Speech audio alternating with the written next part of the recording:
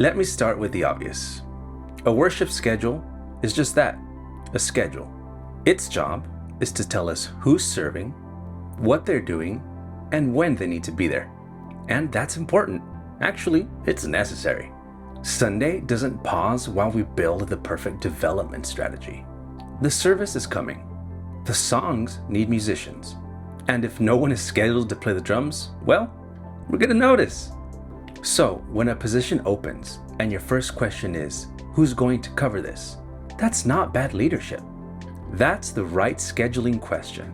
And you need an answer.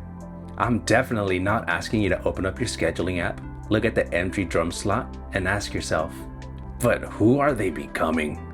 The slot still needs a drummer. The problem is what happens when filling that slot is the only time we think about the people on our team. We learn where they can be placed, but not where they want to grow. We know they're available, but not whether they're encouraged, stretched, tired, or ready for something new. So this lesson is not about making the schedule less of a schedule. It's about learning to look beyond it. The schedule is supposed to cover the service. Leadership is supposed to develop the people.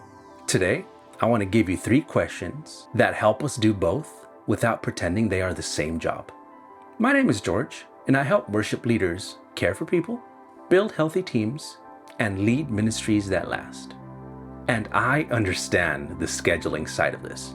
I spent years being one of the people who could be placed anywhere on that schedule. I started serving on my worship team in my early teen years. I started with electric guitar and piano, and I started in the adult ministry. Later, I moved to the youth worship team, and in all these different areas, I helped play the piano, the drums, the electric guitar, and the bass. Basically, if it made noise and there was an empty slot, I was probably gonna get scheduled to play it. And in all honesty, that was pretty awesome. I got to learn how all the pieces worked together. I could listen to an arrangement differently. I could communicate with the drummer, the bass player, or the keys player because I had spent a lot of time in those roles myself. Being versatile is useful. It still really is. Eventually, I became the youth worship leader, and the last 5 years of ministry were spent overseeing the entire worship department of our church. So, I am not against being useful. I'm grateful, truly, for those opportunities. Stepping into a need can be a really cool way of getting to serve in your church. But when I look back, I can see that a lot of my growth happened because there was a need somewhere. And I was available. The team knew where I could be placed. I got reps. I learned by doing. And those are all great things. But that's still very different than someone sitting with me and asking me, hey, Jorge, what are you learning? Where do you want to grow? What do you think you're ready to carry next? One tells me where I can help. The other helps me understand who I'm becoming. Being useful is not the same as being developed. I want to stay here for a minute because it would be very easy to turn the schedule into the villain of this video. It isn't. I've built enough schedules in my time to understand what that pressure feels like. Someone declines. Someone gets sick. A family trip pops up. Now you have a hole to fill. And Sunday is only getting closer. Of course you're thinking about coverage. Sometimes you just need to call the person that can do the job. That's responsible. The service matters. Preparation matters. The rest of the team needs to know who's serving alongside with them. None of that is shallow. But scheduling pressure is loud. Development is usually quiet. The empty position, it demands an answer today. But the person who has been serving faithfully but hasn't grown in a year, that rarely creates an emergency on your phone. And that's why development gets pushed aside. Not because we don't care. Usually because the urgent thing just keeps winning. A schedule can tell you who is serving. It can tell you when, where, and how often. But it can't tell you whether the person feels known. It cannot tell you what they are learning. It cannot tell you if they're ready for a new responsibility or maybe they actually just need a break. A schedule tells you who is serving, but not who is growing.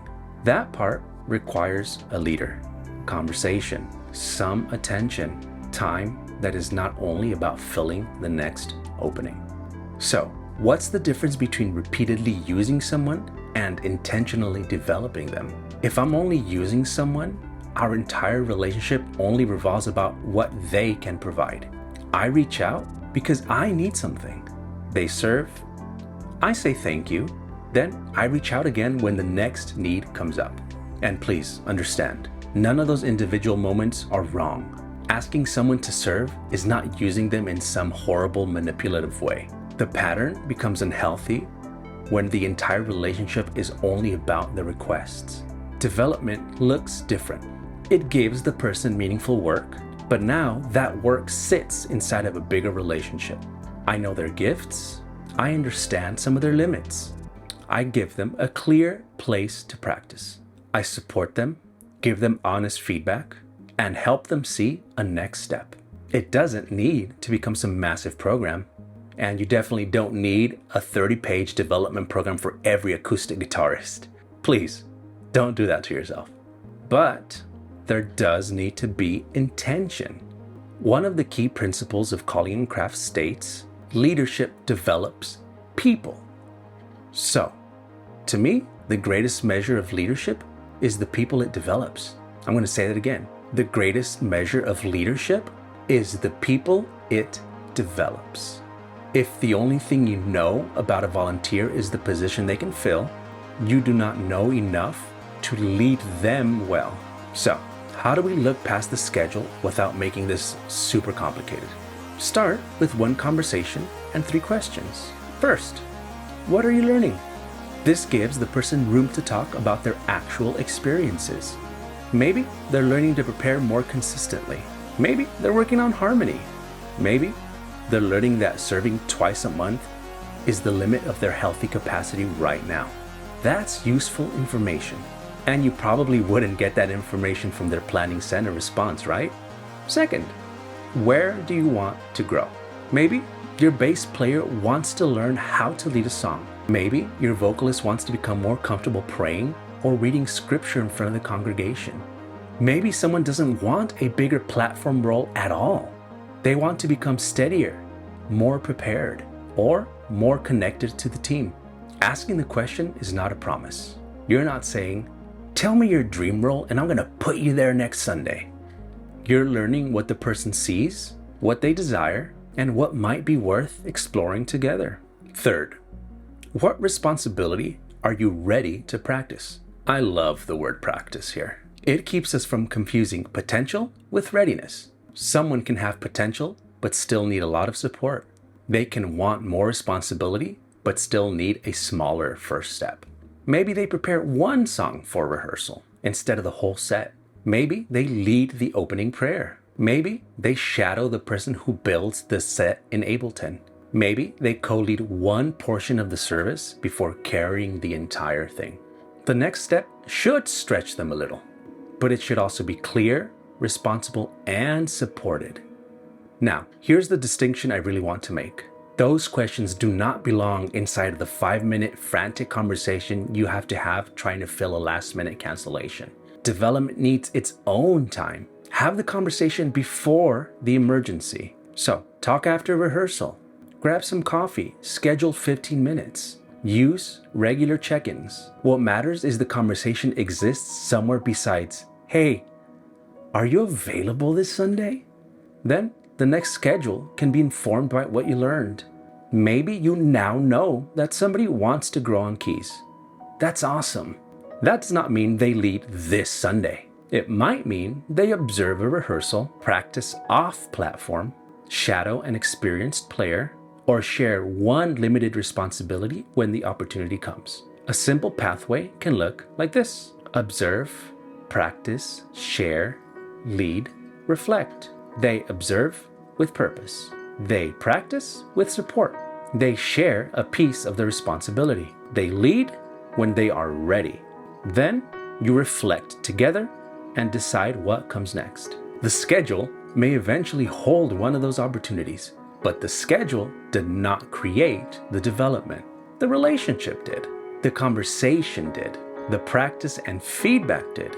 And no, This does not mean that Sunday becomes the first place somebody tries something they are not ready to do. I care about excellence. Remember, the congregation matters, and we've said it many times. The rest of the team matters. The person learning matters too, and putting them in a role before they are ready can be discouraging and honestly, a little unfair. We do not have to choose between protecting the standard and developing people. We build a responsible path between the two. That might mean you have to practice away from the platform. It might mean a lower risk rehearsal. It might mean co-leading instead of leading alone. It might mean very clear and honest feedback about what still needs to grow before the next step. Remember this, development is not about handing out opportunities so everyone feels included. It's about helping people become ready to carry meaningful responsibility well. And sometimes the healthy next step is not about more responsibility. It may be deeper consistency, better communication, stronger preparation, growth in character, or even permission to serve less during a difficult time. The honest response might be, George, this all sounds well and good, but I barely have time to finish the schedule as it is now. I get it. I really do. You cannot turn every scheduling decision into a mentoring retreat. And honestly, you do not need to. Start with one person, 15 minutes, 3 questions, 1 next step. That's it. Choose someone dependable who may have become easy to overlook, precisely because they always show up and always get the job done well. Ask what they're learning. Ask where they want to grow. Ask what responsibility they are ready to practice.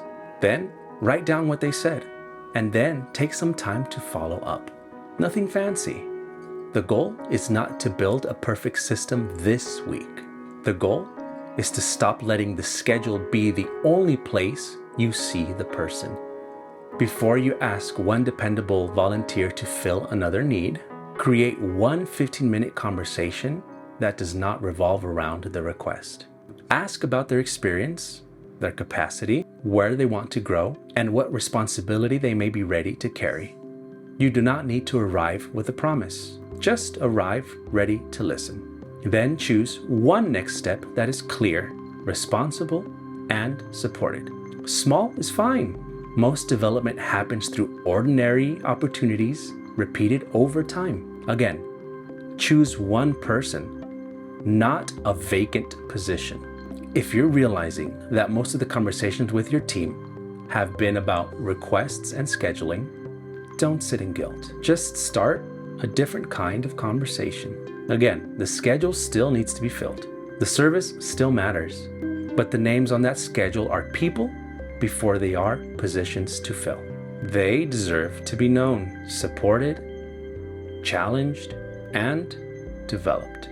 And if a missed expectation is making that conversation hard, watch the previous episode next. It will help you lead the person and address the pattern with both curiosity and clarity. Because we don't just lead music, we lead people.